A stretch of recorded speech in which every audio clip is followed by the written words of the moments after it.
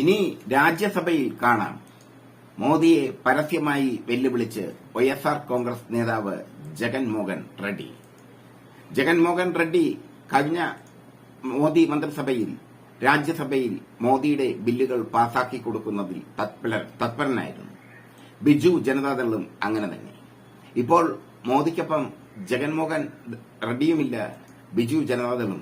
ഇത്തവണത്തെ നിയമസഭാ തെരഞ്ഞെടുപ്പിൽ ജഗൻമോഹൻ റെഡ്ഡിയുടെ വൈഎസ്ആർ കോൺഗ്രസ് തകർന്ന് തരിപ്പണമായി. ടിഡിപിയും ബിജെപിയും ചേർന്ന എൻഡിഎ സഖ്യം വലിയ വിജയം നേടി. ടിഡിപി വൻപിച്ച വിജയമാണ് നേടിയത്.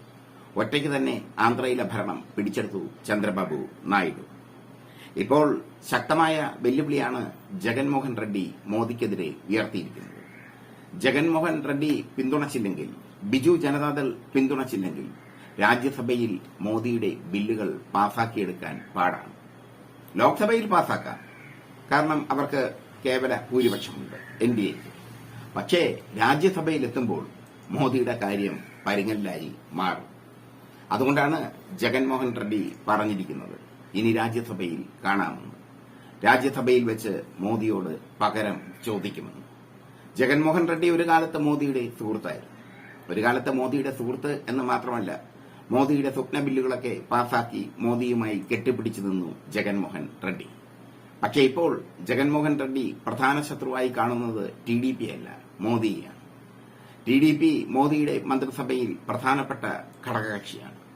ഈ സാഹചര്യത്തിൽ വൈഎസ്ആർ കോൺഗ്രസ് ഇന്ത്യയുമായി ചേർന്ന് പ്രവർത്തിക്കും എന്ന് പറഞ്ഞു കഴിഞ്ഞു ജഗൻമോഹൻ റെഡ്ഡി. അതുകൊണ്ട് ജഗൻമോഹൻ റെഡ്ഡിയും ബിജു ജനതാദളും ഒക്കെ അനുഗ്രഹിച്ചാൽ മാത്രമേ രാജ്യസഭയിൽ മോദിയുടെ ബില്ല് പാസ്സാവൂ. രാജ്യസഭയിൽ എൻഡിഎക്ക് 113 അംഗങ്ങളുണ്ട്. ഇന്ത്യ സഖ്യത്തിന് 91 അംഗങ്ങളുണ്ട്. വൈഎസ്ആർ കോൺഗ്രസിന് 11 അംഗങ്ങൾ, ബിജു ജനതാദളിന് 9 അംഗങ്ങൾ, എഐഡിഎംകെയ്ക്ക് 3 അംഗങ്ങൾ.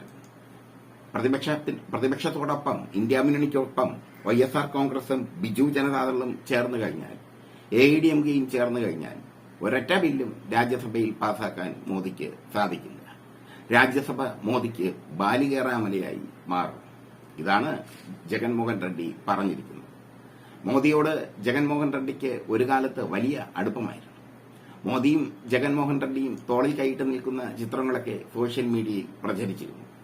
പക്ഷേ ഇത്തവണത്തെ നിയമസഭാ തെരഞ്ഞെടുപ്പ് വന്നപ്പോൾ ടിഡിപിയും മോദിയും തമ്മിൽ, ബിജെപിയും തമ്മിൽ അലയൻസ് ആയപ്പോൾ ജഗൻമോഹൻ റെഡ്ഡിയെ തഴഞ്ഞു മോദി. ടിഡിപി വൻപിച്ച വിജയം നേടുകയും ചെയ്തു. ചന്ദ്രബാബു നായിഡു ആന്ധ്രയിലെ മുഖ്യമന്ത്രിയായി സത്യപ്രതിജ്ഞയും ചെയ്തു. ഈ സാഹചര്യത്തിലാണ് മോദിക്ക് നേരെ പരസ്യമായ വെല്ലുവിളി, ശക്തമായ വെല്ലുവിളി ജഗൻമോഹൻ റെഡ്ഡി നടത്തിയിരിക്കുന്നത്. ബിജു ജനതാദളും ജഗൻമോഹൻ റെഡ്ഡിയുടെ വൈഎസ്ആർ കോൺഗ്രസിനെ പോലെ തന്നെ ഒരു കാലത്ത് മോദിക്ക് സ്തുതിപാടി നടന്നു ബിജു ജനതാദൾ. ഇപ്പോൾ കൃത്യമായി അവർ മനസ്സിലാക്കിയിരിക്കുന്നു മോദി ചതിയനാണ്. മോദിക്കൊപ്പം നിന്നതുകൊണ്ട് തന്നെ ബിജു ജനതാദളിന്റെ സീറ്റെണ്ണം കുറഞ്ഞു. ബിജു ജനതാദൾ ഒന്നുമല്ലാതായി മാറി. അവർക്കുമുണ്ട് കണക്ക് ചോദിക്കാൻ. ആ കണക്ക് ചോദിക്കൽ രാജ്യസഭയിൽ വെച്ചായിരിക്കും എന്നതാണ് വളരെ വൈചിത്രം. മോദിയെ സംബന്ധിച്ചിടത്തോളം രാജ്യസഭയിൽ ഒരു ബില്ല് പാസാക്കിയെടുക്കണമെങ്കിൽ വൈഎസ്ആർ കോൺഗ്രസിന്റെയും ബിജു ജനതാദളിന്റെയും അനുമതി വേണം. ആ അനുമതി അവർ കൊടുക്കില്ല. പ്രതിപക്ഷം ഒട്ടും കൊടുക്കില്ല, ഇന്ത്യ മുന്നണി ഒട്ടും കൊടുക്കില്ല. ചുരുക്കത്തിൽ ലോക്സഭയിൽ മോദിക്ക് ബില്ലുകൾ പാസാക്കാം. പക്ഷേ രാജ്യസഭയിൽ ബില്ലുകൾ പാസാക്കുക എന്നാൽ അതൊരു ഹെർക്കുലിയൻ ടാസ്ക്കാണ്. അത് നടക്കില്ലെന്നേ